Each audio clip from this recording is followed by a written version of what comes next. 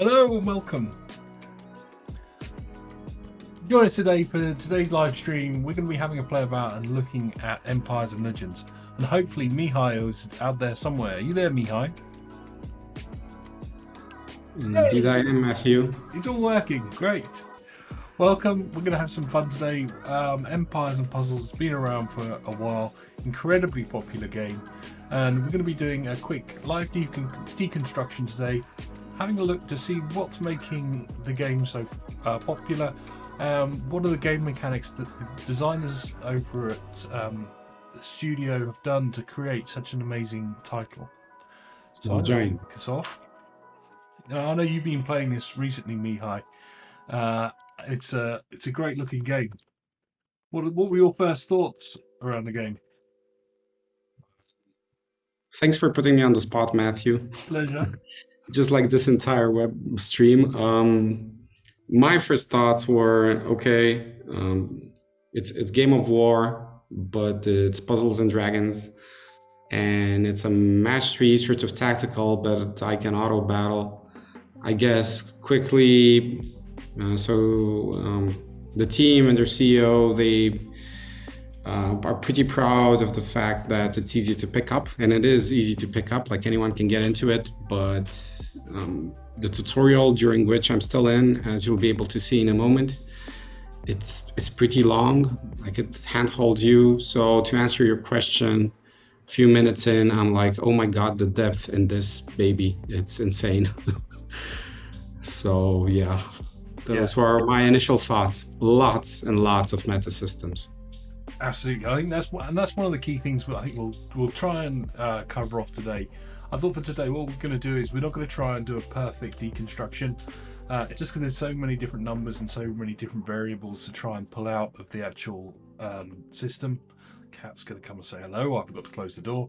And so what we're going to focus on is what are the actual game mechanics and how would we construct those game mechanics inside Machinations. Cat's going to try and get in the way. You sit there. Okay, so let's kick off and have a quick think about what's the really core rough loop of the game. So fundamentally, I guess there's a few different loops in this game that we need to think about, and there's a number of different currencies in the game as well. So I'm gonna have to move, little cat. Come on, I need to get to my phone. So first off, we're going to have a source that's going to go into a pool. We're going to call this pool currency. Actually, we'll call this iron. We've also got another one, which we're going to call food. As those are two of the core soft currencies within the game. Yep. Matthew, can I stream my phone? Yeah, absolutely. So walk us through where you've got so far, Mihai.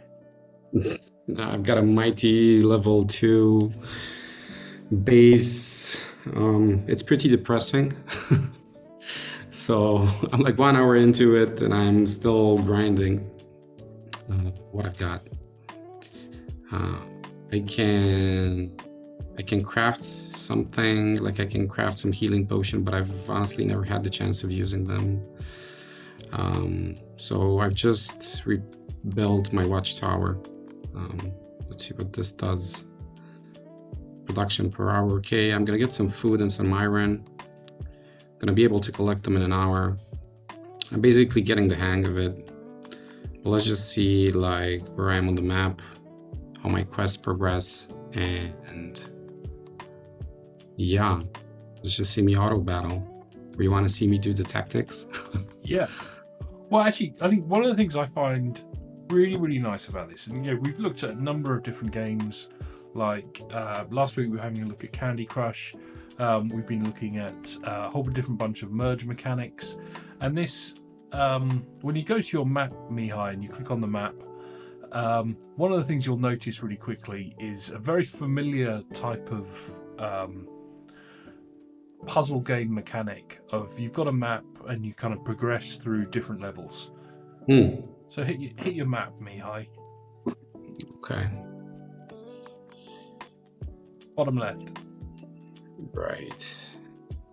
So I've gone past the initial plains. I'm in Rathwood. I can see it's not streaming it for some reason. Here we go. Let me switch to my phone. I've got a little bit further. So you get these different areas to go through.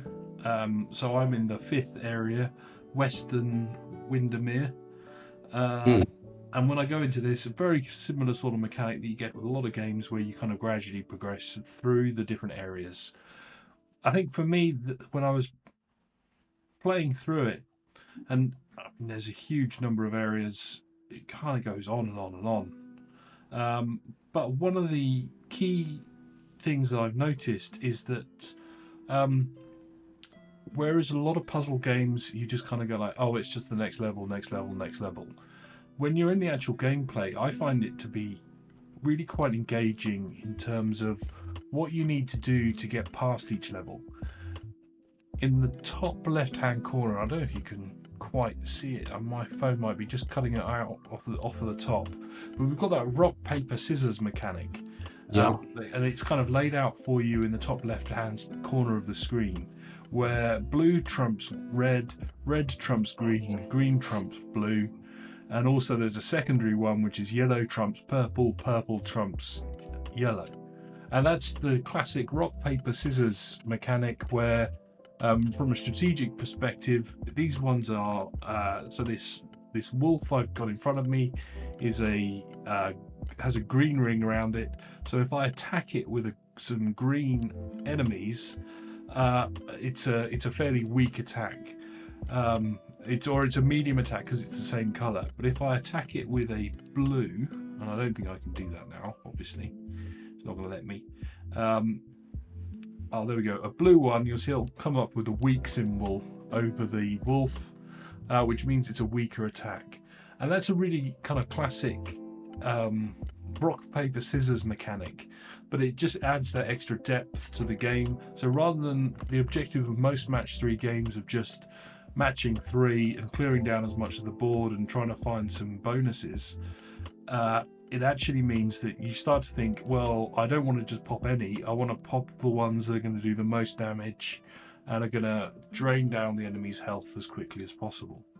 It's the same now. So now I've got a purple one over there. I'm going to do the dragon skull thing and try and do some damage. It's purple, so I want to attack it with yellow. By matching yellows, I can't. So I'm going to do some other colours, and I've managed to knock that one down. But when we go into that same system again, so now I've got some purple ones, I'm going to use some yellow ones to try and drain them down. I've activated some of my hero's abilities down the bottom, so I'm going to target one of the enemies and attack them with yellow, because that's going to be really strong, it's going to kill it. I've got a red one lined up. Now I can do a purple one against the green, which isn't going to be strong, but I've managed to get a yellow combo. My combo's ranking up, wiping them out. I think the other thing in here is there's some real strategic play in terms of when should you then use all of your your hero abilities, and is there some ideal times to do this? Like the green one's going to be impacted, the purple one's going to be impacted by yellow the most, so I'm going to use my yellow ability against the purple one.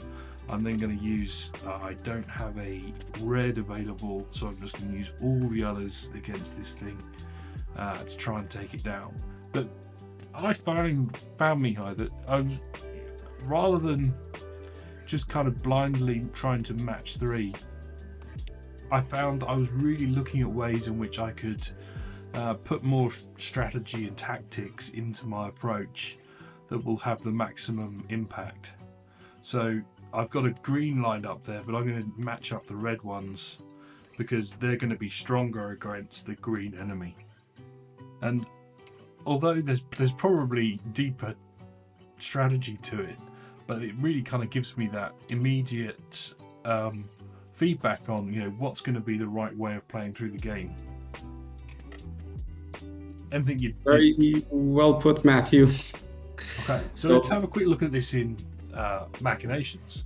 So we've got this kind of pass or fail mechanic here in terms of the actual puzzles themselves, and as a really kind of rough, crude way of doing it, just like with many games like this, we're going to start off with 100% pass rate and a 0% fail rate. And every time we pass a level, it gets gradually harder.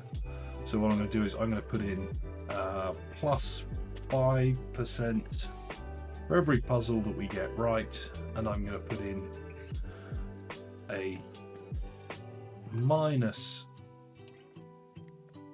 5% on the chances of passing it. So if I just let that little system play, we're either going to pass or we're going to fail, and the further we get, the more chance there is of failing.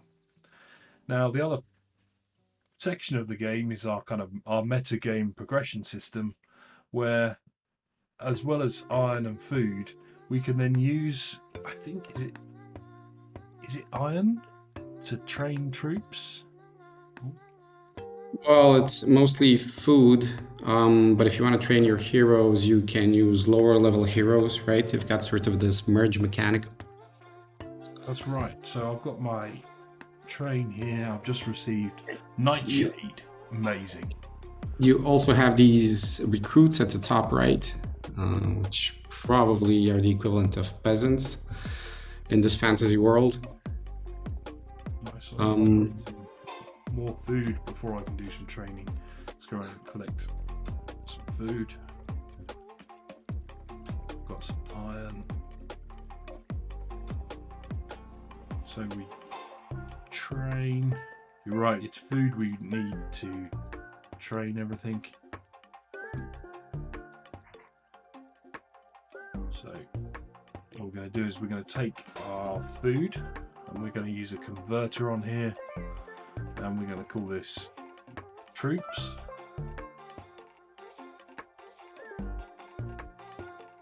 Troop training. Yep. And we'll just put an arbitrary number 3 there. Going to make that converter automatic and pull all. And then what I'm going to do now is, at the moment we've just got these coming straight out of the pass pool. Actually, I'm going to add a register in here and put a little bit more logic on this. So I'm going to take that one as A. I'm going to take that one as B.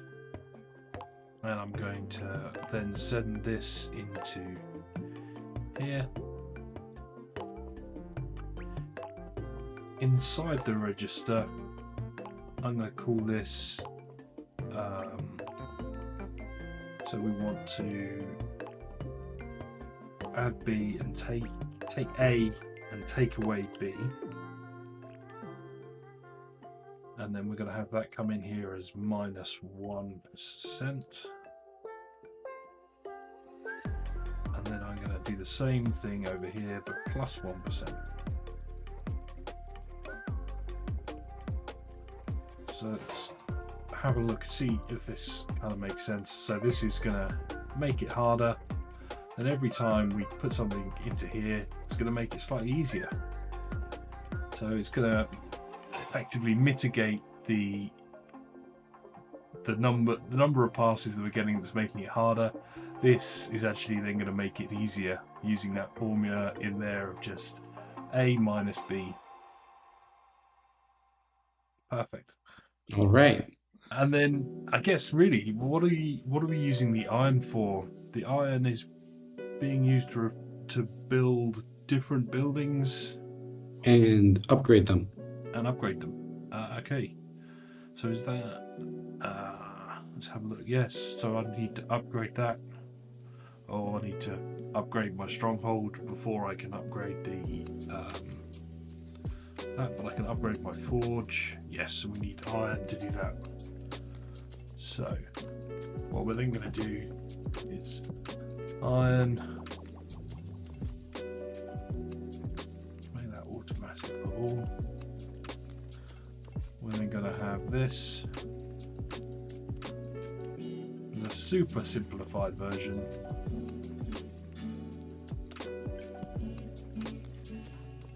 So as we play through the game, we go through our different levels.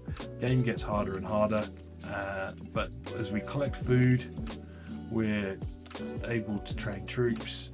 As we collect iron, we're able to get more food to accelerate the game, to make passing the levels even easier.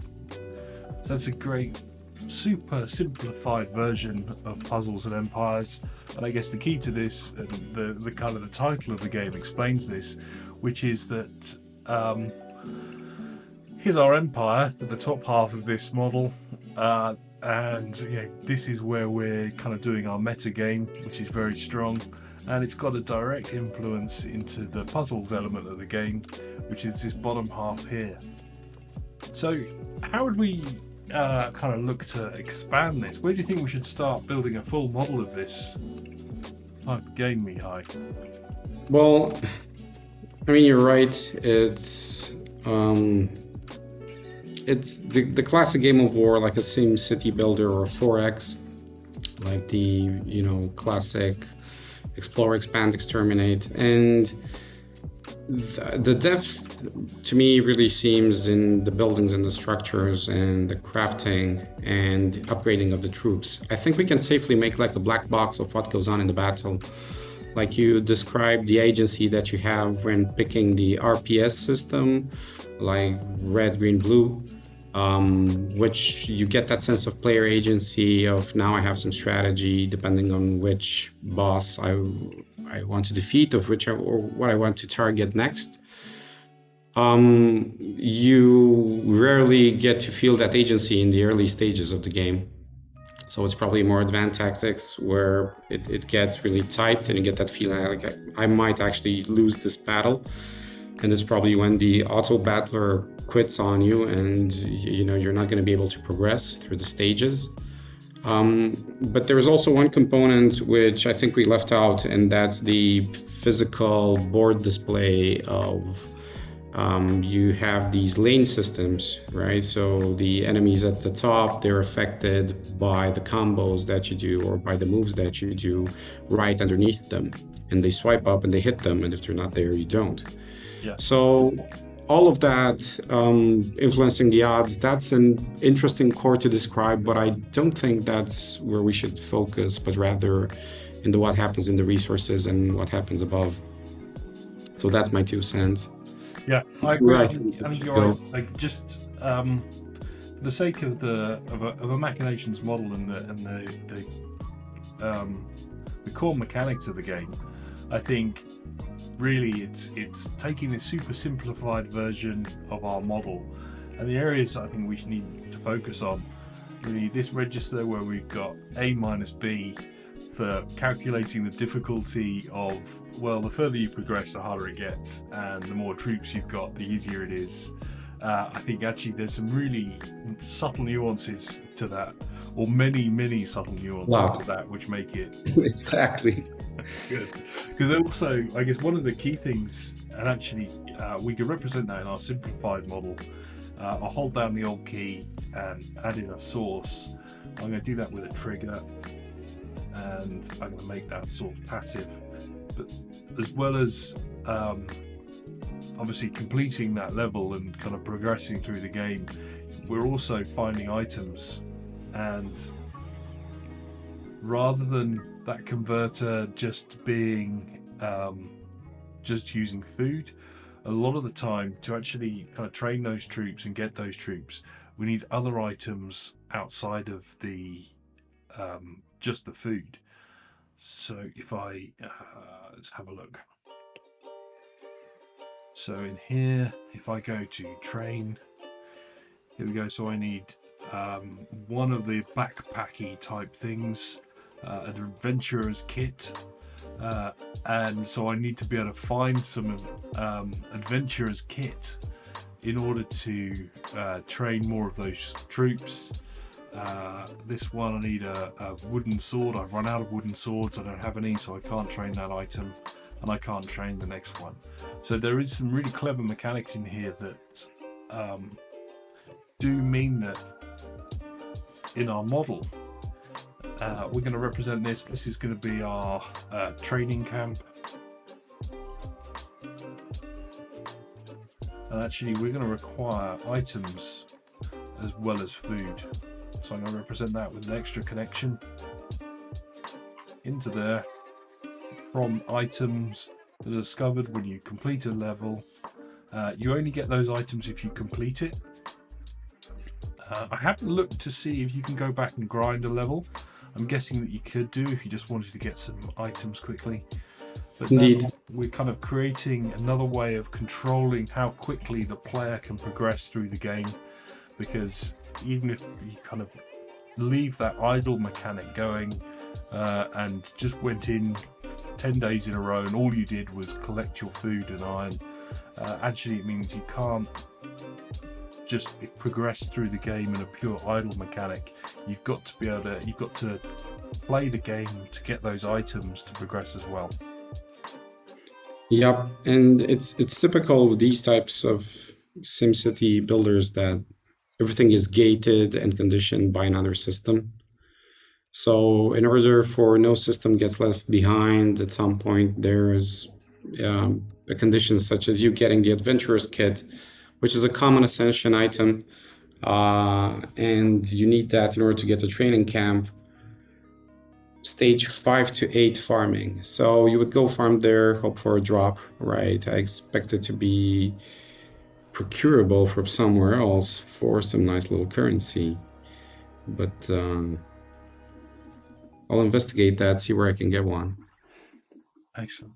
Actually, let's just talk about the hero system for a moment, because actually we've got some interesting ways of kind of approaching the hero system.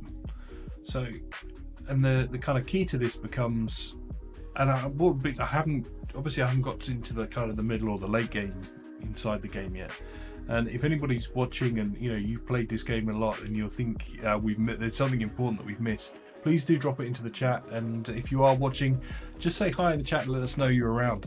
But the mechanic around the actual heroes, because each of the heroes have kind of got a number of different pools that we would look at.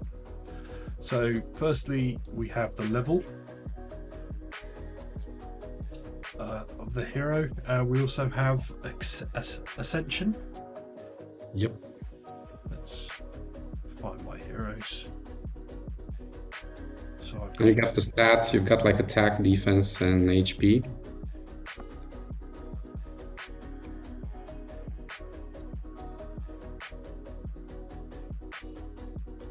Oh.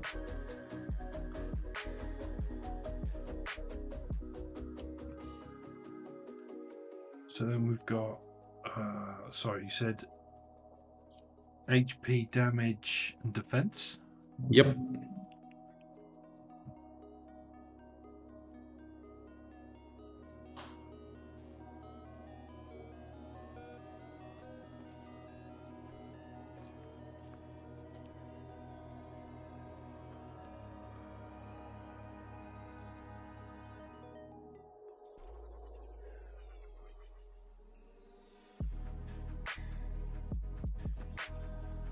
And one of the things, I had to build an iron storage. one of the ways in which these work is when you're, let's kick this off at level 1. I'm going to use a -1 on my display there in the properties just so I can show the number.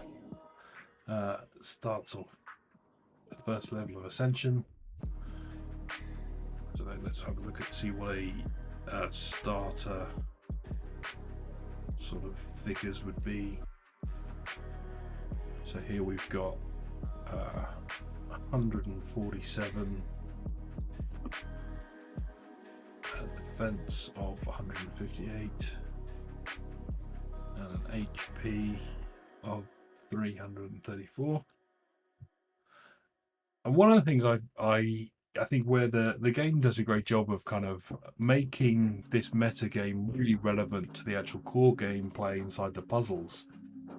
HP, I think, is actually a beautiful variable. You know, your characters receive damage as you progress through the puzzle, but actually, the higher your HP is, effectively the more moves you have inside the game.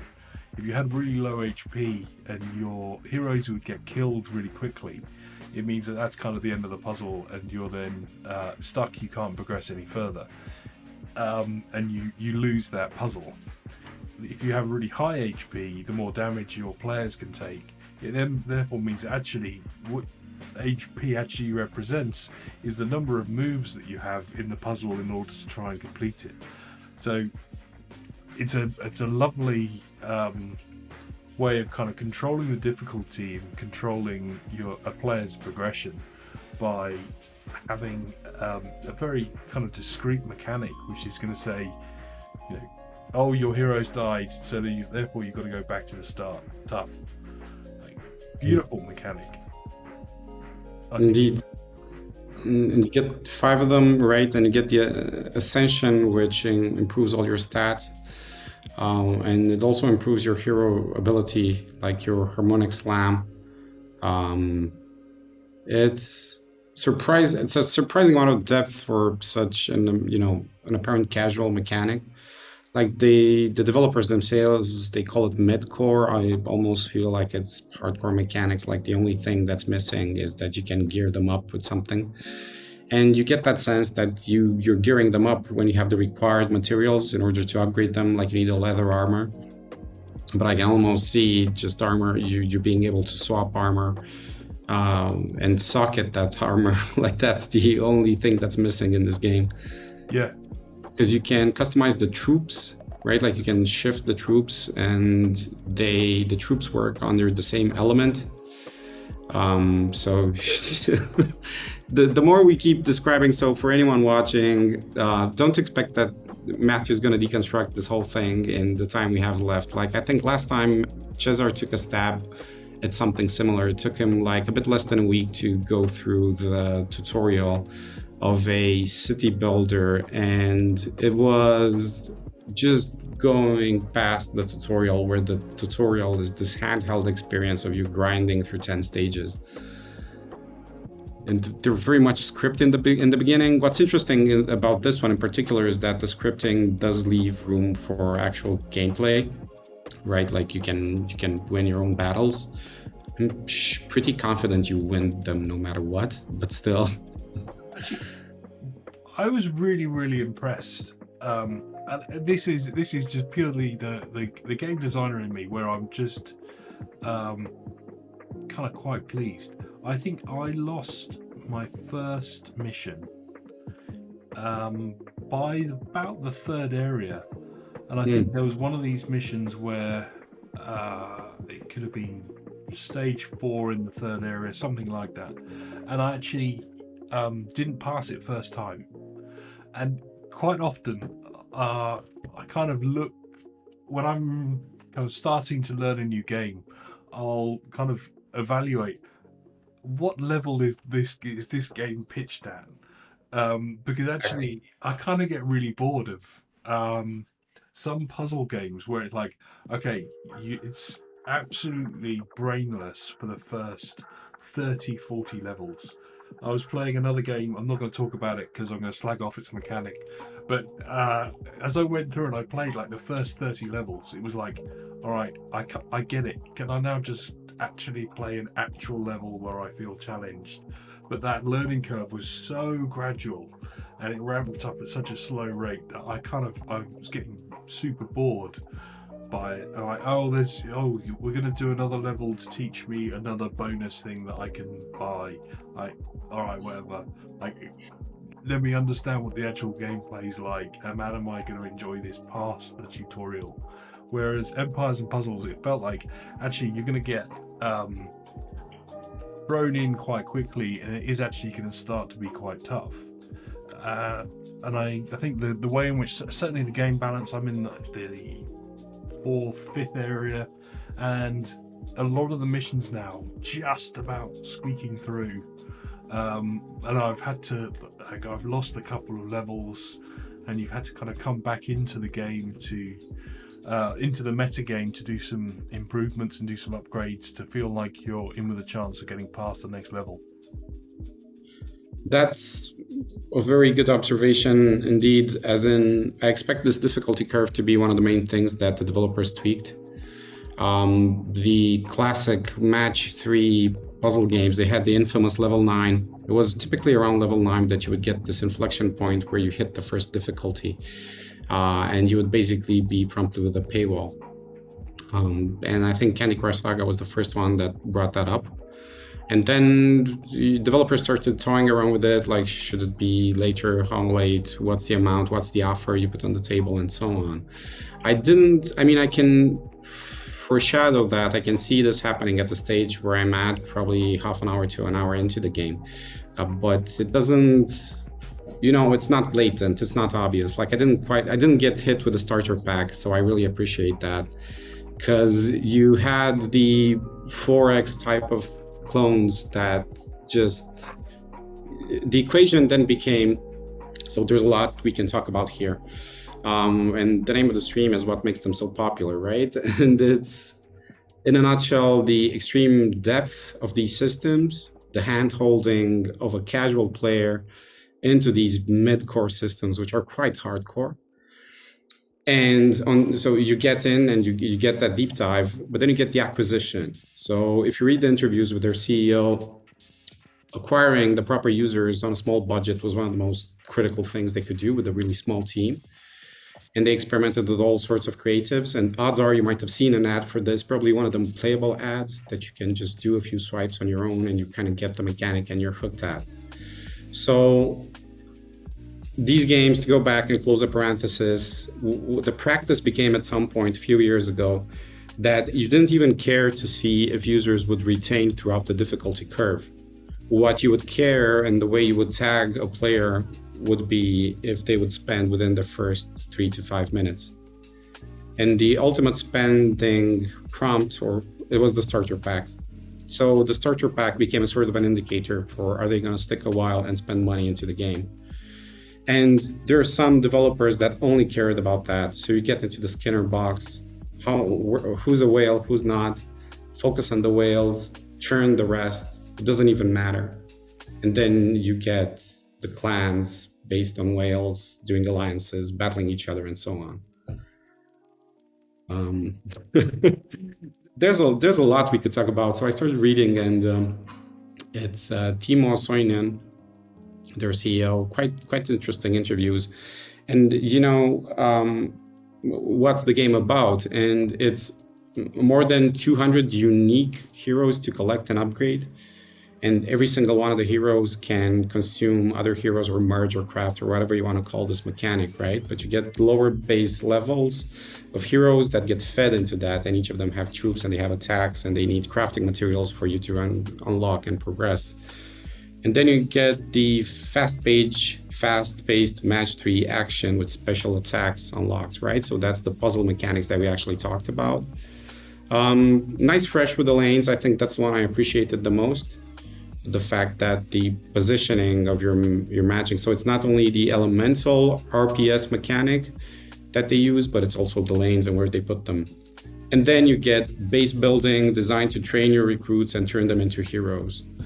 So yeah, base building, I don't even want to have a look at that tree. Like I can easily see dozens of buildings across dozens of levels with lots and lots of resources required, and these resources eventually they all boil down to time. It's still a time-based economy, right? So you have to wait, whether it's wait because you're not allowed to unlock the next level, or because you have to wait to collect iron so that you can do the next upgrade, so that you can get the next hero or the next item you need, and so on. All stretched out across immense complexity that you can't quite humanly grasp, at least not within the first, I don't know, what's a reasonable time span to call it, maybe days, until you get to interact with all these systems and care about them and learn the nomenclature and the terminology. So yeah, do we even mention PvP and the guild system? That was going to be my next point actually. That as well as obviously we've got the puzzle mechanic, we then have a PvP mechanic, and that PvP mechanic for the most part. And actually, I'm going to draw this on our simplified system, because really, I think the puzzle battle mechanic actually becomes a it's a way of kind of getting players into the game, and once those players have kind of completed that part of the system, we're then going to go into our PvP type arena. Going to set that up in the same way. This time, rather than having our mechanics that are going to look at this, we're just going to set this up as equal chances of winning or losing. Mostly because I'm certain that the game is kind of well balanced when it comes to its matchmaking, and oftentimes that really means that players will win or lose 50% of the time. We know that it's going to be 50-50 because or roughly 50-50, because actually those players are only ever going to if there's two players in every game, there's always a winner, there's always a loser. Therefore, you're either it's 50-50 whether or not you win or lose. Maybe there's some mechanics in there that as you progress and as you upgrade your heroes, I'm sure it gets harder and harder to upgrade your heroes in the late game compared to the early game. But it's probably going to be similar to a lot of those types of mechanics. And the core part of the PvP, I'll bring up my phone. I've lost your face. I'll bring up my phone. Where's my battle button? Where do I? Oh, rates. Here we go.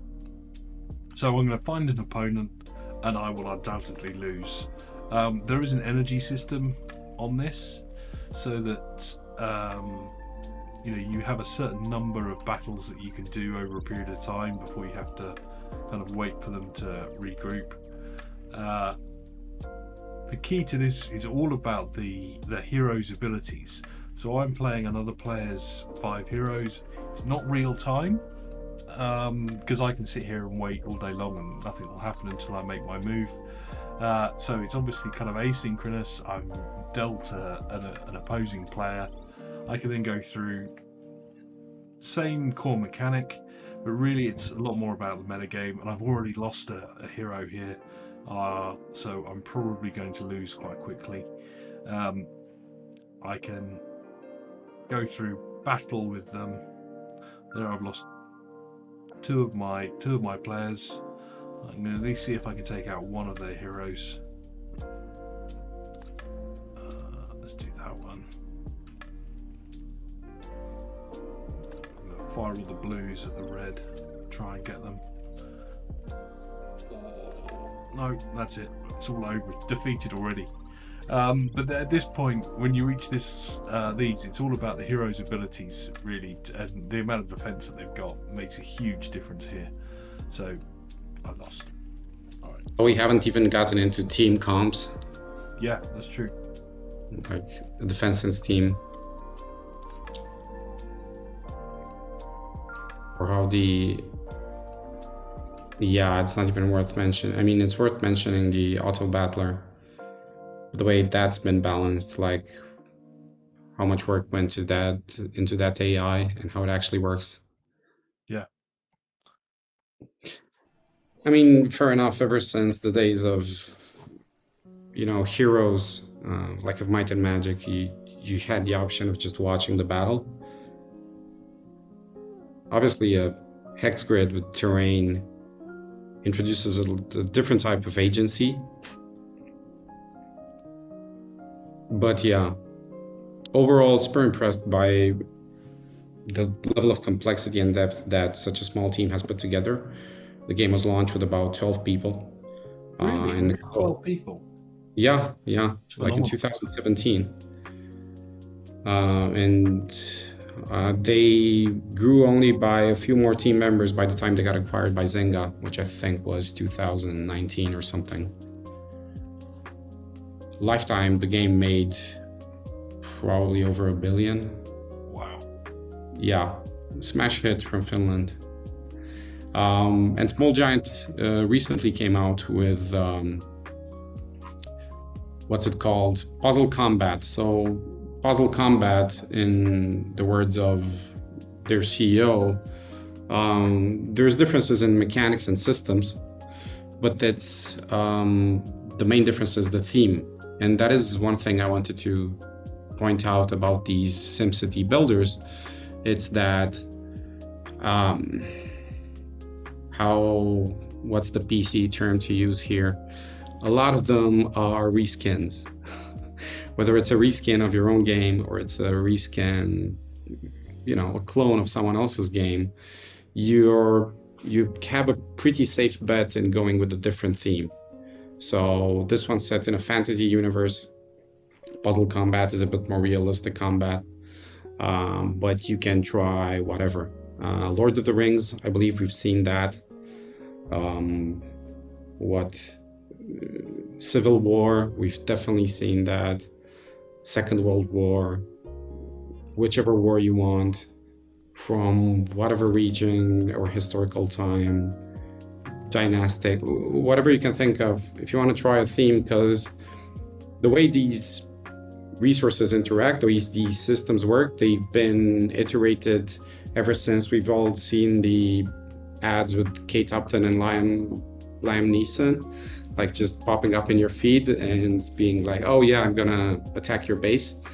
And ever since then, they've been tweaked and iterated. At some point, the market got so crowded that it was mainly about the theme you were going to pick, your art execution, and doing the right UA so you capture the audience, which is going to be retained in these systems. UA, lots of budgets needed there. What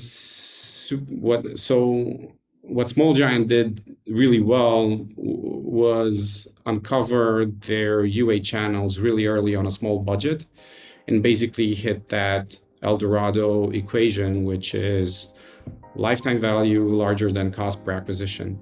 So they could very quickly tell that they can afford to reinvest, like take the positive return on ad spend and reinvest it into getting more UA and do just more of that and more of that. Raise a bit of capital, invest into, can I call it a money-making machine? That's what these games are. When they, you get the gameplay right, you get the game mechanics right. They are money-making machines. Indeed, like in the eyes of an analyst or in the eyes of a UA specialist, that's what they are, and that's what the bottom line is. So yeah, take these extremely complex systems with extreme depth, apply the right theme, get the right channel, do that over and over. Excellent. Watch, rinse, and repeat. Look, right. So we've got 45 minutes.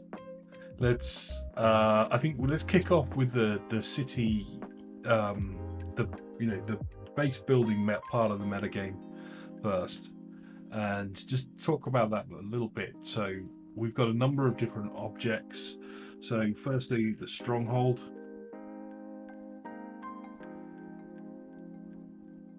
We have iron mines. We have farms. You've got a stronghold up until level 25. I mean, by this stage, I'm just checking out fandom. Iron storage. We should account at some point about capacity on iron storage and upgrading that. I suppose the page you're on shows what the storage capacities are, does it? Yeah, it does. Level 1, 2,500. Okay. Hold it there for a second. I'm gonna something called crafting training camp.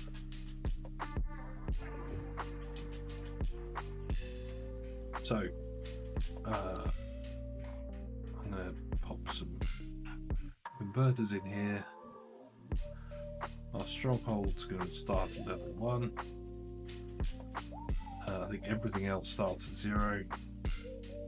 And one of the key mechanics here is you can only upgrade each of your items, each of these different camps or buildings, whatever you want to call them, is if your stronghold is basically the one that controls what your highest level can be.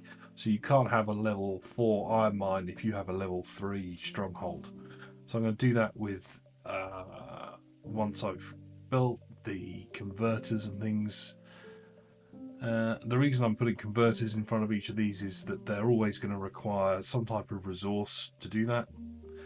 And I guess the iron mines and farms, they're going to produce some resources, and we're gonna fire this into iron, and we're gonna fire this one into food,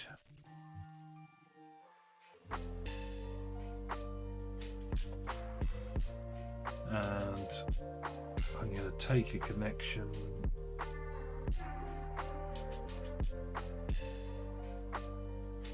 Pop some registers in.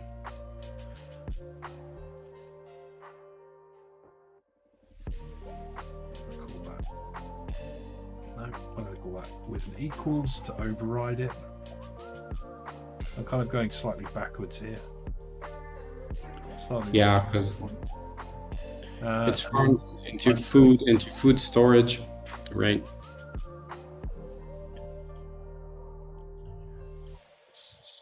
So, do you know how much iron a iron mine produces at the different levels? Have you got that on that sheet? Sure. Give me a sec. What you need, like level 2 is going to produce 1,395 an hour. How much is it level 1? Does it have level 1? Stupidly enough, no, but I have it. No, I don't have it. I'm still level 2. Wait a sec. Doesn't need to be perfect. What was level 2? 1,395. Level 3 is like 1,600 almost. So level 1 is roughly 1,000. I'd expect it to be 1,100 or something. But let's see. No, it's exactly 1,000. Create a quick array here in this register. So I'm giving that 1,000, 1,395, 1,600. What's level 4? 4 and 5. 1,701, probably like 1,700. I wish I'd apply, a bit too lazy to do that now, but I wish I'd apply like a regression function to see how this scales. Yeah. Let's just call that 1,900 after that. And then what's the rate of food? Is it the same or is it a different rate for the farms? Just a sec. So level 2 is 795 and my level 1 is, just a sec.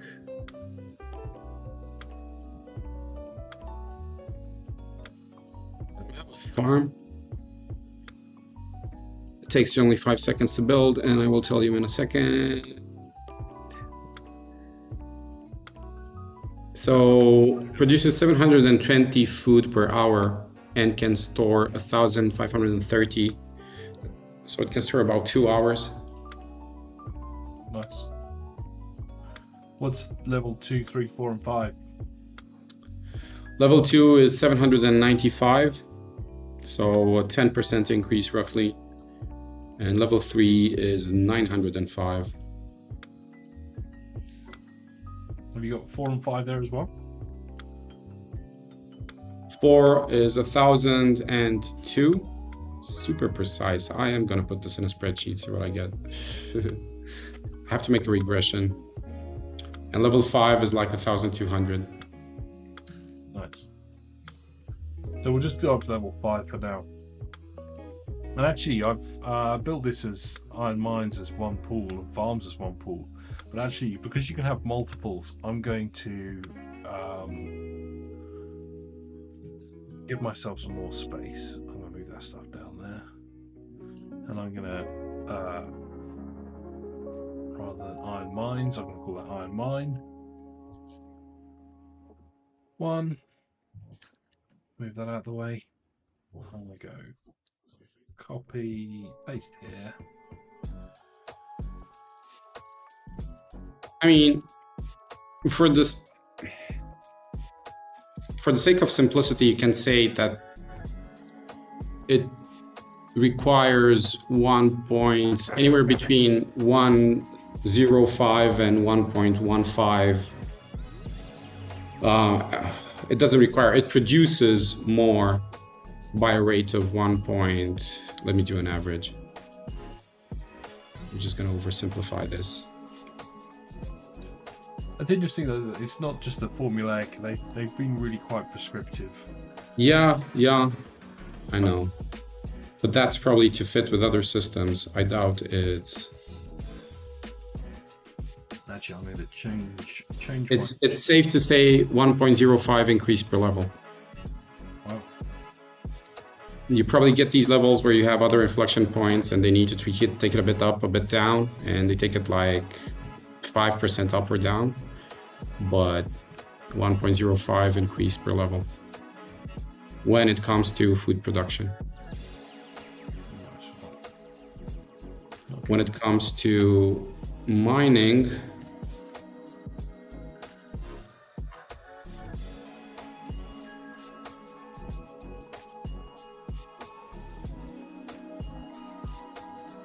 I mean, it kind of screams 1.3, but let's see what we get.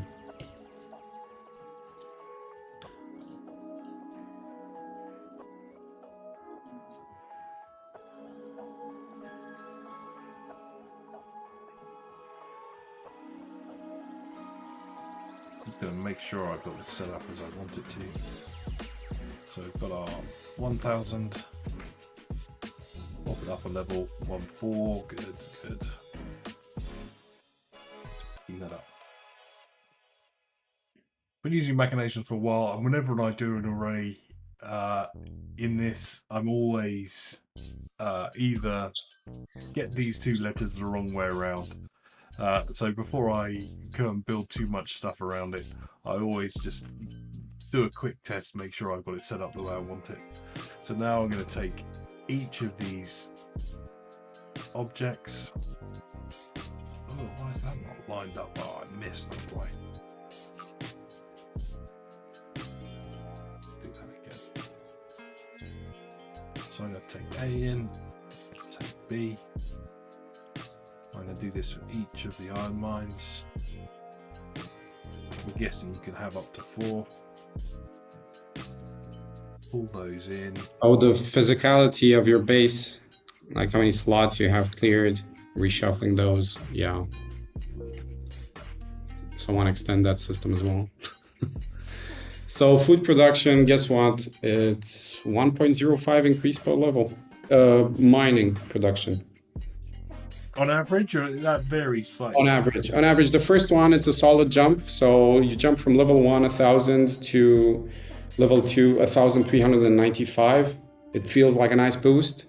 Then I guess, considering the fact that people are pretty bad with numbers, you look at this, so just, I don't want to say psychological trick, but level 2 is 1395, so that's the upper 1300. And then it's like 1599, which makes it seem like it's almost 1000. So your math gets broken, whatever, you get a jump of 1.15. But then you get from 1599 which starts with a 5, to 1,701, which starts with a 7, right? So you feel like the gap is almost the same as in 200 units, but turns out it's 1.05. It's almost as if, I mean, we could take a 1.05 level increase and just add a random plus minus 5% to that. That would be uncool. That's not how game design works, is it? Probably when you're starting off starting to build the game, yes, it is. So the way in which I represented this, and I might not do this for food just because it's taking. Oh, actually, I can just copy and paste this for food probably. So what I've got here is I then have 4 different slots for iron mines. Each one has its own level. Each one has its own register, and these registers are looking up in this array how much iron per hour that iron mine is producing. This is then sending this over into another register as A, B, C, and D. I'm adding them together and I'm sending them into this automatic source and pool, which is counting up how much iron the player then has available. So the next thing there is then how much iron storage have we got, and I could just build a quick mechanic on there to see okay, at what point is the iron going to be capped out and it's not going to produce any iron anymore. I'm also going to take, just to demonstrate this, I'm going to set up some of the sources and just take us through and show how this mechanic is working inside Machinations.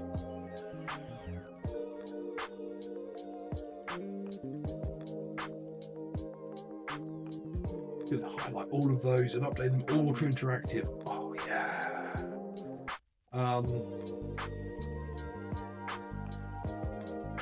Oh, I don't need the +1 in there. I'll often use +1 in the array if it's starting at 0, but as we're starting, we actually want it to start at 0 this time, so I'm going to take out that +1.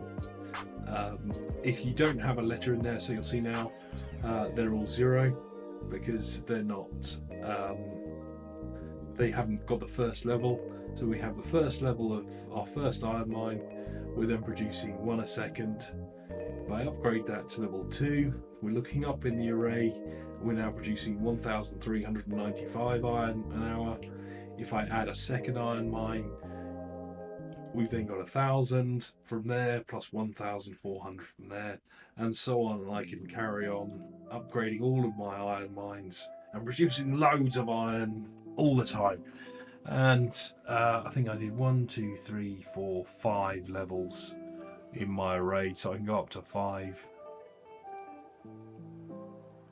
and to see how much production we can be making. Now that's all very well and good, but we're going to need to create some drains on our iron, and also we'll have all of the costs, so I'm going to get rid of those test objects for a moment. Then I'm going to just look at what our costs are to upgrade or build our first mine. And just as we did before, I'm going to use a single array. Has your sheet got a list of what the upgrade costs are for the iron mines? For the iron mines, I was looking at iron storage. That's pretty interesting as well. Upgrade costs. Oh, let's look at that. What you want, first 5 levels, or just going to create an array with the how much it costs, how much food I think it costs to build the first iron mine or construct an iron mine for the first time, and then how much it costs to upgrade at each level. Right. I don't have level 1. Let me see. No, Didn't say. No, but level 2, so the first upgrade is 810. Nice. The second upgrade is 2000.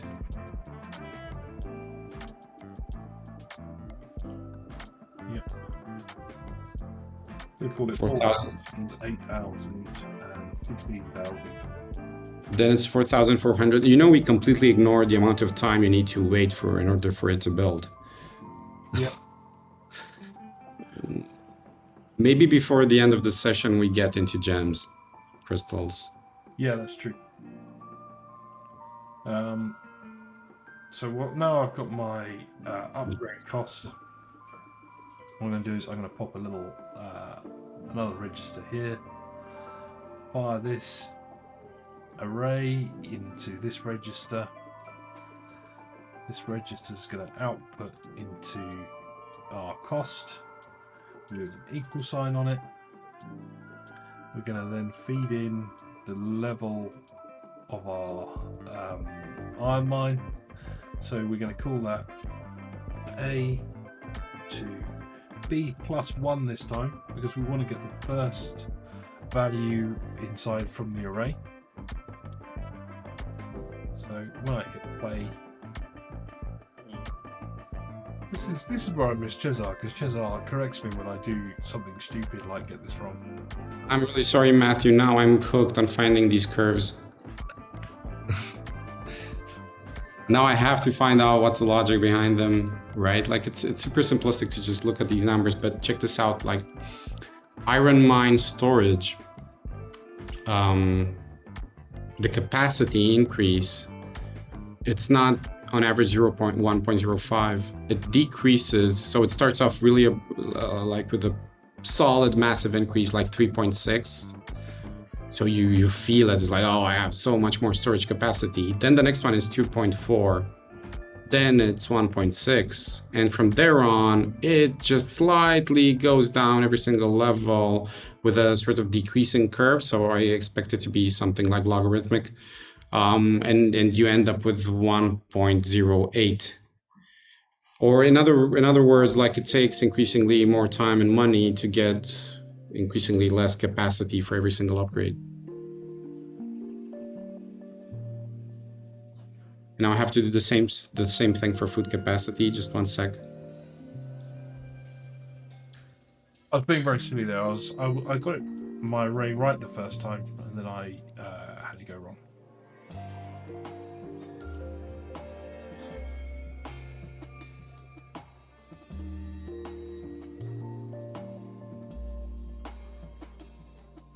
Almost same thing with food capacity.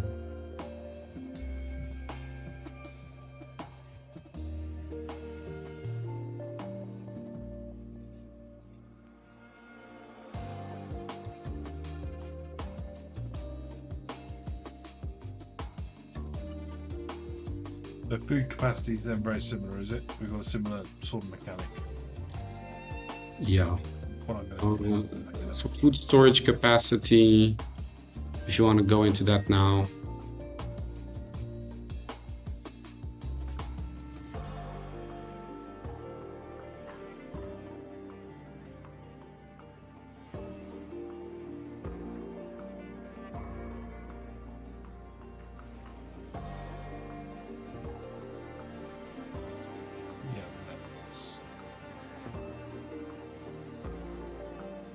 What I can just do is I'm going to just copy. Actually, let me finish this off. Work out what I'm doing wrong here, because I'm going wrong here somewhere, Mihai, with my array lookup. No worries. While you fix it, I will continue poking into this. I've got. That's going to be automatic pull. For a moment. Got my A10 coming in. Oh. How can I be so daft? It's because I've got that going into the wrong side. So now it will work. There we go. So I'm going to replicate this here. I was doing a super silly mistake.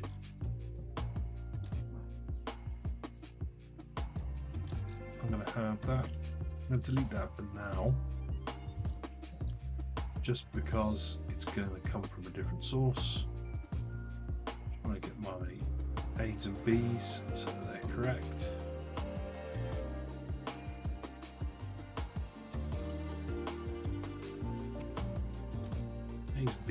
there, grab this.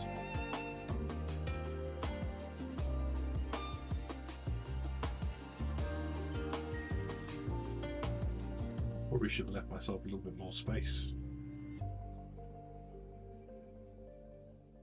Oh, but they don't line up. That's better.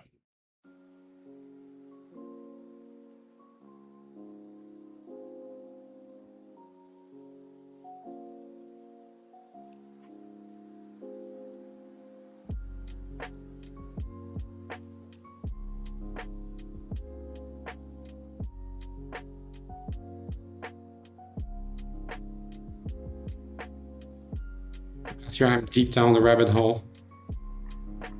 You are? Yeah. It's easily done. This is one of the things I find, and I know whenever we do a deconstruction, say for one of our webinars or something, it's amazing. I think everyone assumes that the time it's taken us to build the model is the most time consuming. Actually, it's almost always the amount of time it takes just to get the information out of the game. Like, oh, what are these different values? What are they? How do they all operate? So now I've constructed my iron economy model. I'm going to be really lazy and duplicate. I'm going to stick this down here, and in true Blue Peter fashion, I'm then just going to rename this, and I'm going to overlapping slightly. I'm going to call this Farm 1, Farm 2,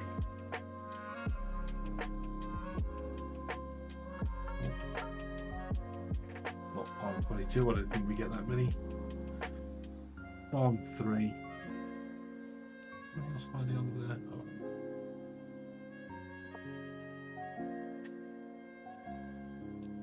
And Farm 4.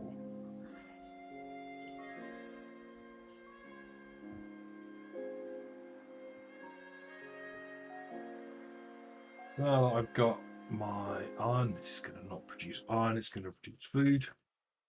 I can go through, I've just got those two registers to update at some point with how much it costs to upgrade the farm each time and how much it costs to upgrade the how much food is actually produced. And then I'm going to cross-link these so that my food is going into my iron construction converters. I'm going to move my label across into there. Here's my state connection from earlier, which is setting the cost.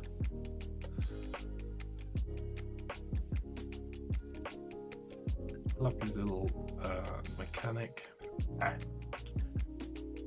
Really common to see this, two soft currencies in a game which are kind of codependent. You need iron to produce food, you need food to produce iron. Lovely way of kind of constructing this.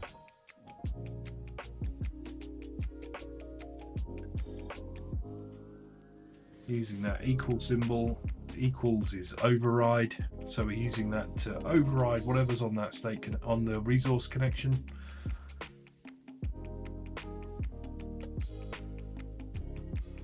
Try and get these fairly neat.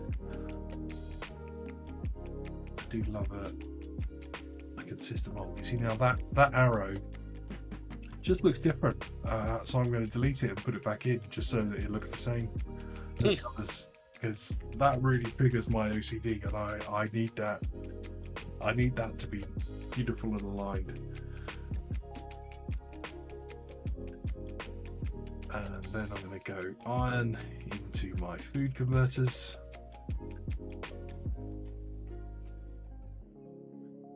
That same way. Mihai, when can we have something that aligns all of the little pill labels properly? See, like, I'd like to get all of these perfectly lined up. I will put that in the roadmap. Thanks. Everybody heard that, and it's recorded on YouTube. With me typing, yes, ship it. No, I think it's actually pretty easily done. No, I'm sorry, I'm just reading, like, now I'm reading about the next title, which is the sequel. It's not a sequel, it's a different universe, it's Puzzle Combat. And it was like, who are you aiming to be the game's main audience? We want our games to be broadly appealing with the potential for a large and wide audience. Puzzle Combat could be seen as a bridge between the casual games and mid-core titles with surprisingly deep meta-game modes. Surprisingly deep, you got that right. Yeah, this is a very deep metagame in this, in Empires and Puzzles. I mean, I wish we would have done like Best Fiends. Kind of the same thing, but super casual. Maybe we'll have a look at it in the next stream. Which game? Best Fiends, by Seriously, it's one of the original puzzle mechanics meets a meta system, right? It meets a meta gameplay where the moves you make, they power up an attack and you attack slugs.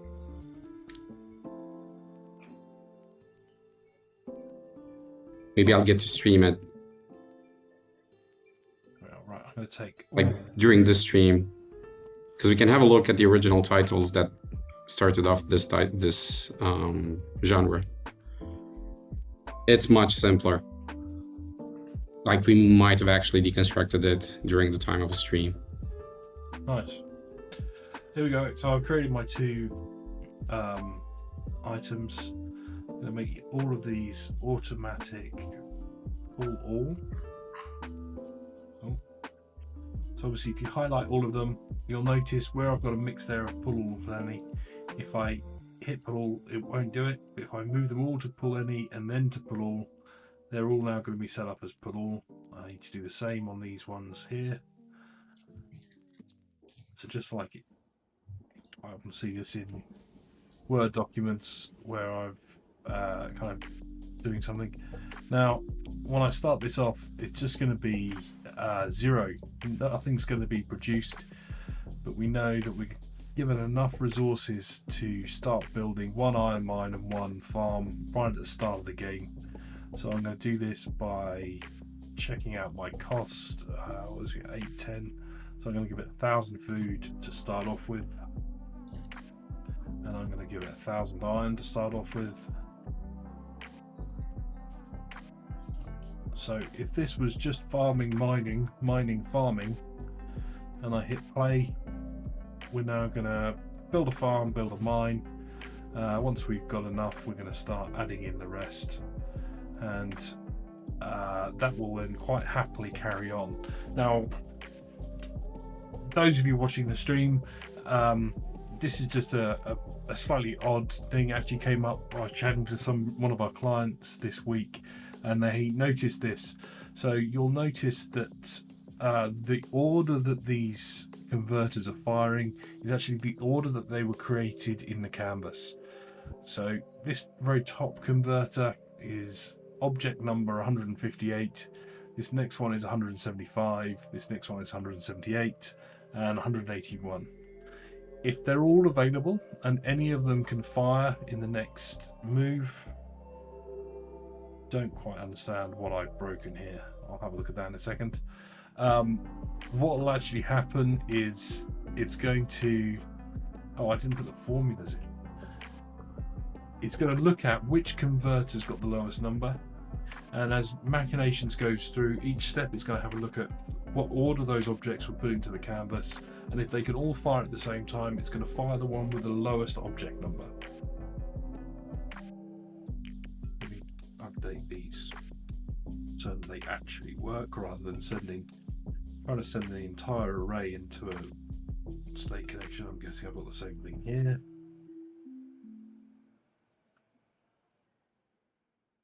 So now let's see what happens. But what we need to do is we need to do something that's going to also be an additional drain on our iron and on our food.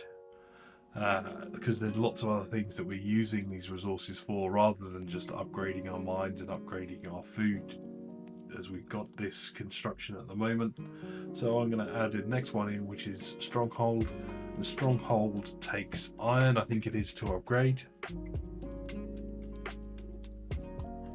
Let's check that quickly. I think I'm close to needing to upgrade that. So let's have a look. I need 26,000 iron. So yeah, it's taking iron to upgrade that. I've got nowhere near enough. Let's go around and collect some. That's it. Long way off being able to upgrade that to the next level. And the other key thing here is that we're only able to upgrade things dependent on our stronghold level being met. So I'm going to create another, effectively a drain out of our iron resources to convert our stronghold level. Wrap that around there. I'm going to create its own dedicated array. And I'm going to call it 6,000, 12,000, 18,000, and 24,000, 32,000. Not the exact numbers, but it'll show you the mechanic. This is going to come into here as A. This stronghold level is going to come in here as B. Starting off at level 1, and we're then going to use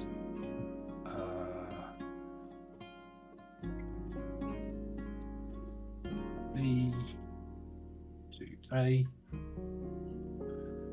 to pull down that level, the number from the array, fire that into here.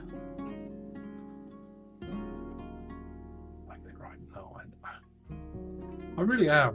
One day I'll learn how to do these array formulas properly, but it really is 50-50 whether or not I get it right.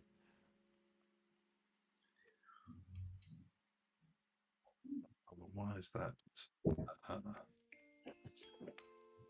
Why is that? Oh, I'll tell you why. What'll do it.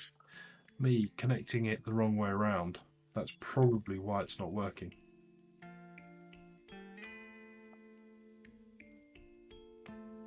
So Matthew, while you were going down the rabbit hole and into the surprisingly deep systems, just a tiny bit of these systems, I started looking at their performance. Probably the game makes probably 30 million a month, so roughly 1 million a day. Wow. Somewhere between all the intricacy of this progression, which gets you into these mindsets, and it has the time mechanic, the appointment mechanic, you have social, you have PvP. I obviously came across a nice piece on Deconstructor of Fun, looking at the high level systems, describing basically the entire interconnectedness of the systems, and probably 1, 2, 3, 4, right, probably 30 nodes or something. So a super high level airplane view of it. Like you wait, you play, you battle, you train, optimize team, summon, expand, harvest, and that's it. But when you look at them high level, they cover everything, like even the Bartle map, like every type of player persona that you might have in there goes to do whatever it is you want to do. You want to be a slayer, fine, do that, or a griefer. You want to socialize, do that. You want to scale up, have mastery, definitely have that. Achievements, creativity. Yeah, it's like a mall for every type of every type of player. But meanwhile, since I mentioned Best Fiends, I fired up the game a bit, and I'm, by comparison, shocked at the simplicity of the systems. Game Best Fiends probably makes 4 times less, or maybe, yeah, something like that, 4 times less than what yeah, than what Empires and Puzzles makes. But I would love to show it to you. Because you have these flagship titles that double down on the genre of puzzle, match 3 puzzles, and then meta systems and depth around them. I still think probably Puzzle and Dragons did it best, like Gung Ho, and that's where most people looked at. That's where most of the market looked at. It got really big in Japan. Western Studio picked up on the genre, did like the proper theme and skinning of the systems. When you had a few other attempts, well, not attempts, but actual like solid titles, like even Marvel went into it, Marvel Puzzle Quest, Dragons, Titan Uprising, wrestling theme like WWE Champions, Scopely, Legendary Game of Heroes, Dragon Ball Z, Bandai Namco went into that. So yeah, genre works, got picked up really quickly. Yeah. So I'm just doing this. I apologize if you can hear the dog. Can you hear the dog? No. Can you hear my niece carrying some toys? So we get an ice cream van that comes down to us around our street. And quite often when the ice cream van comes, we buy an ice cream and then we give the dog some ice cream. So the dog now gets super excited when it hears the ice cream van because it means he might get some ice cream. Sugar rush. Yeah, the dog loves a bit of ice cream. Do you get ice cream vans in Romania? We had one. It wasn't the most popular thing. Really? At least where I live, we have this really artisan ice cream place with a queue that's at least 30 people at any given day or time. Wow. So that's the fancy thing in town. So while you're doing that, I've done a quick construction here.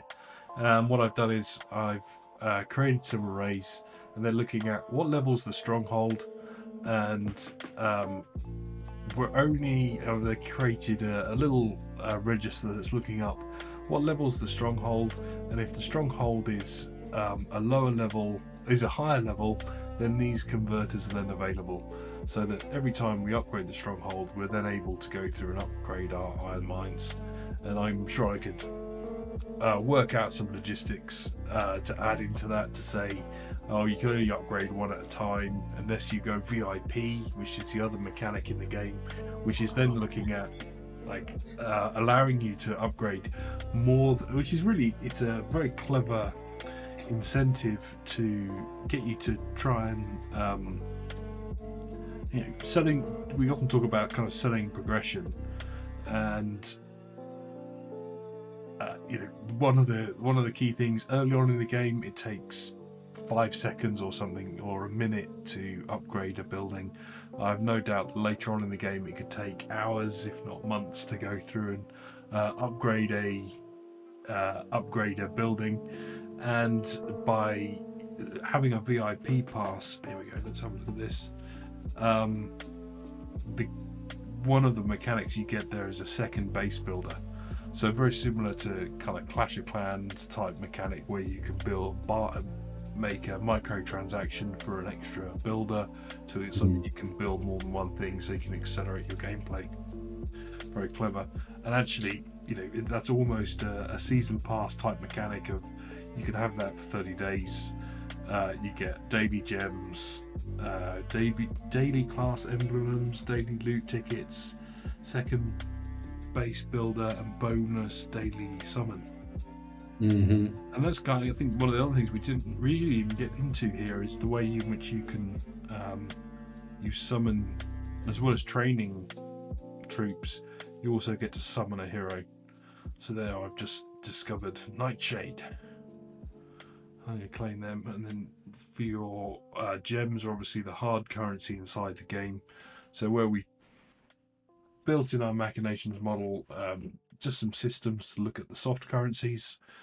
We also then have those hard currency of gems inside the game, which we're going to most of our transactions or our progression items, if we want to progress faster through the game, they're all going to be done through our gems. So all of these packs we're purchasing with gems. We purchase gems. You can have 10,000 for a mere £90, and then everything else is coming from our gems. Yeah, I've seen VIP systems done. So this was a couple of years ago, maybe more. Battle passes weren't really a thing. People were afraid to do them. They were still experimenting with like subscription, like the native iOS subscription, and you would get these boxes that would grant you VIP points, and you would have a VIP systems that would scale up with the number of purchases you did. And then the funny thing was that the more VIP points you accumulated, you would unlock VIP levels, and you could unlock higher tier chests. Chests would guarantee stuff as they typically do. But the trick was that it would actually, some of the purchases would become cheaper. So you had, I don't want to say cannibalizing sort of revenue potential, but you would get increasingly higher discounts, and you had to be really careful as a designer the way you structure those. Really tricky ones, but I guess battle passes make it much simpler now. Matthew, I hope I've been super useful and helpful in the stream, like everybody could have witnessed. Like I think everyone's enjoyed having you here. Yeah, definitely. Great to have you on board. Very different type of session today. Normally we do a lot more time in the model, but actually you bringing along your expertise and experience of game design and evaluating this has been, I think, phenomenal, and I really appreciate Right. Thank you, Matthew. I basically just Google articles and read what, how the supergiant Timo Soininen, I'm sorry if I'm butchering his name, but yeah, really impressed with what the Finnish team achieved, starting from almost nothing, getting to a 700 million acquisition or something. Excellent. Phenomenal. Can I stream? Your phone? Yeah. Yeah. Okay, just a few minutes. I'm not going to get into it. You need to share your screen. I'm just getting the logo at the moment. Yeah. Fix your photo. There we go. We'll go back. People can now see your iPhone screen. Oh, nice. This is my all-time favorites. Yeah, pretty much that. So this little baby here. Just a sec.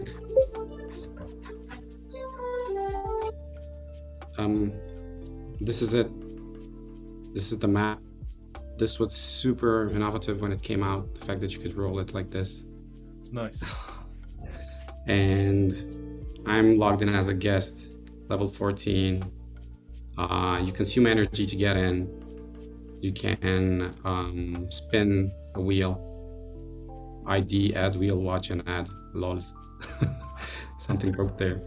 But let's just play one. Just wanted to show you the mechanic. So you need to open 3 crates. So you'd expect what? Change them? Well, check this out. You link them.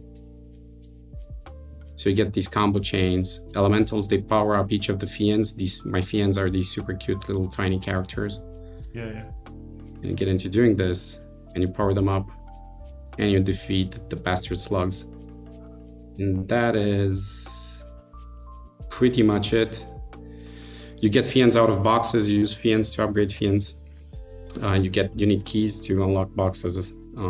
You have a limited number of moves. Ooh, got a bomb on this one. So it was this when I said that, okay, let's try and activate some other fiend. Fiendish. So it was this. So a nice little mechanic. Feels pretty cute when you do these connections, because you get into that sort of a brain puzzle of what's the best route to pick to connect most of them. There's a bit of agency in the sense of you might want to leave some for the next round if you feel like you're gonna be able to defeat this slug. But the fact that this game is still rocking, I don't even know, is it 8 years? I don't recall how long it's been. Nice. And obviously appealing to a much more casual audience. And the fact that you need to learn probably 6 resources max, get some boxes, get some ads in there. Really nice execution, loving it. Nice. Well, I think that might be a fun one for us to do in a future stream. If anybody's watching and you've got your own ideas of what you'd like us to see a bit of an evaluation of or a deconstruction of, please do let us know. Come and have a chat with us on Discord or Slack. The links for those are down in the comments below. I've just dropped into the chat also a link. We've got a webinar coming up this week where it's our 101 session.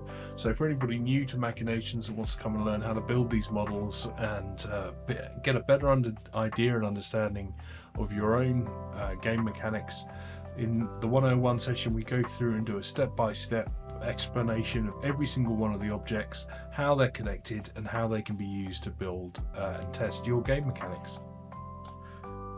So thank you very much, Mihai. It's been fantastic having you here today. It's been really good fun learning from the master game designer himself. Oh, come on, Matthew. Thank you. It's been fun. I did enjoy getting into this. Let's do this again. Yeah, thanks. I'm not pleased to say, but I'm going to let you know that Cesar will be back next week to bring his model building expertise, but I'm sure we're going to get Mihai back as a special guest at some point in a future stream as well. Special guest. I need something super hyper casual. Well, it sounds like you understand that game really well, so maybe we'll go through that one soon. Thanks. Excellent. Have a great one. Very much. You're getting thanks. Sorry, says thanks as well in the stream. So enjoy the rest of your days, everybody. We'll catch you next week when we'll be looking at another game mechanic. Thanks. Bye bye.